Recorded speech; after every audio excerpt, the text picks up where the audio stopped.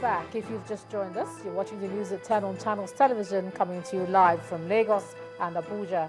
A reminder of our main stories. Policeman kills wife, 5 others and himself in Ogun State. Financial Council of Nigeria probes spending amounting to several billions authorized by suspended CBN governor. APC holds rally in Ado-Ekiti, mobilizes for re-election of Governor Fayemi. And Thai satellite detects some 300 objects in the south of the Indian Ocean in search for Malaysia Airlines flight MH370.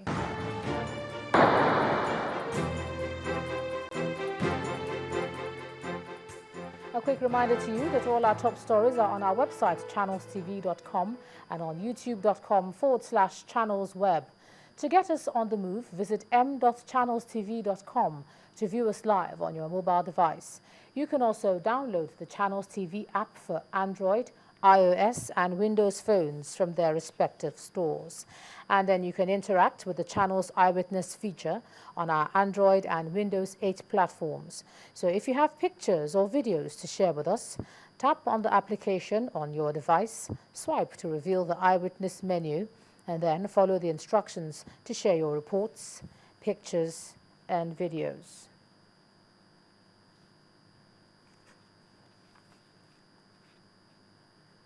All right, now the former Minister of Aviation, Stella Oduah, may have been relieved of her job, but she's not off the hook regarding the purchase of 2 armored cars for 255 million naira during her tenure.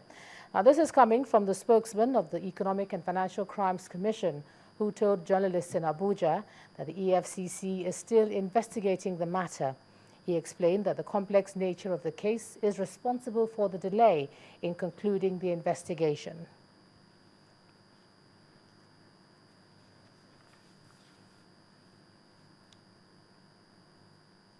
All right, over now to Abuja. Here's Linda Akigbe. Linda. And you're welcome to Abuja. Now, insufficient funds may have been responsible for the shoddy immigration recruitment exercise of March the 15th, which led to the death of at least 16 applicants. This is according to the Senate Deputy Majority Whip, Senator Hosea Abola, at a Senate investigative hearing today. Members of the Senate Committee on Interior were informed that despite raising 710 million naira from job applicants, the recruitment consultant, Drextel Technologies Limited, released only 45 million naira for the exercise.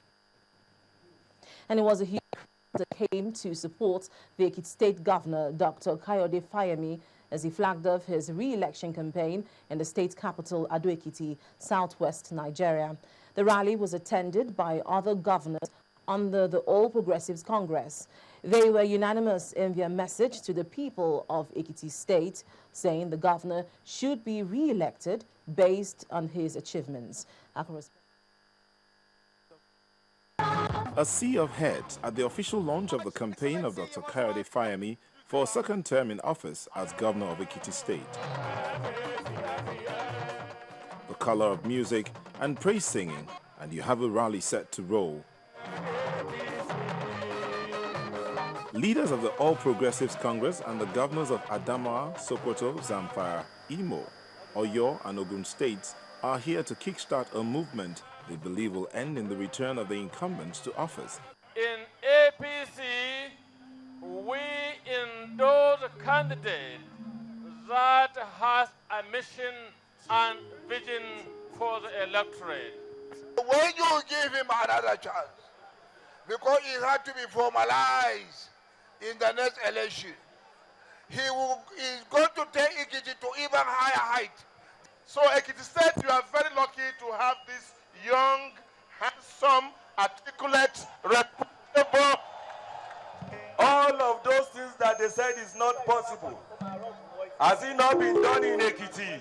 We have our roads, we have our schools, our elderly ones are being taken care of. We are only going to accept one man, one vote. INEC, this is a starting point, 2014 June. The man of the moment steps up to the microphone. He begins with a recap of all their achievements. I can tell you what I have done. I can tell you what I have done on education. I can tell you how I have made lives of our elderly people better in Ekiti, and how I have banished poverty in the lives of our elderly. I can tell you what I have done in the area of infrastructure. I can tell you what I have done in the health sector. I can tell you what our women have benefited from having a gender-sensitive leader. I can tell you what is happening in tourism in Ikogosi. I can tell you what we have done in reviving industry. I can tell you how we have made life better by creating jobs and empowering our people. This is a record that I challenge every other person who wants to enter this race, regardless of party, to share with the Ekiti people. Luckily, some of the names we're seeing, they are names of people who have been there before. And despite the opposition he is likely to face in the election proper, he believes he deserves a second chance. APC is that new party for a new Nigeria. We have made it clear to you that we are not a chop-I-chop party. We have made it clear to you that we are not the end justifies the means party. We have made it clear to you that we are not a party of, it is just my business, I don't care about others. We care, we share. The Ekiti State electorate will be heading to the polling booths by June 2014 to put their loyalty to test with their votes. Neo Taigbe, Channels Television News. Back to you, Ijoma. Thanks a lot, Linda. Now, Charles Aruka is live in Ado-Ekiti with more on today's campaign. Hi, Charles.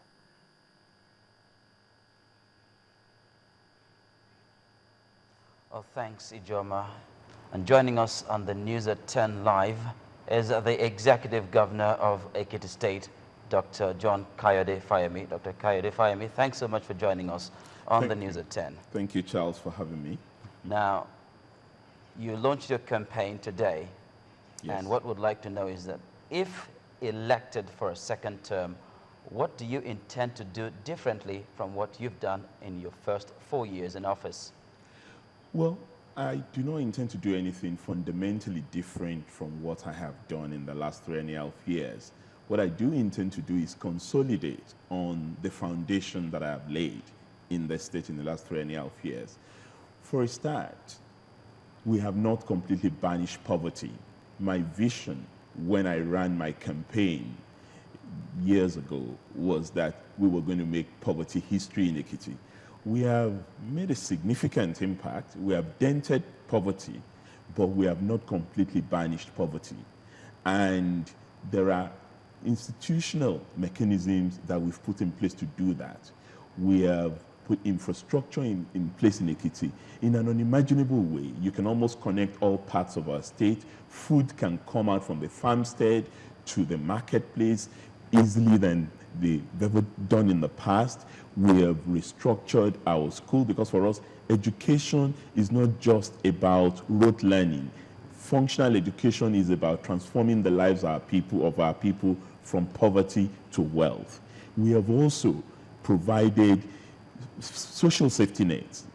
That's what informed what we're doing with our elderly, the social security benefit scheme that we're making available to those who are above the age of 65 in our state. The 5,000 naira they get every month is about making poverty history in our state. The free education program that we run up to senior secondary school, the free healthcare program.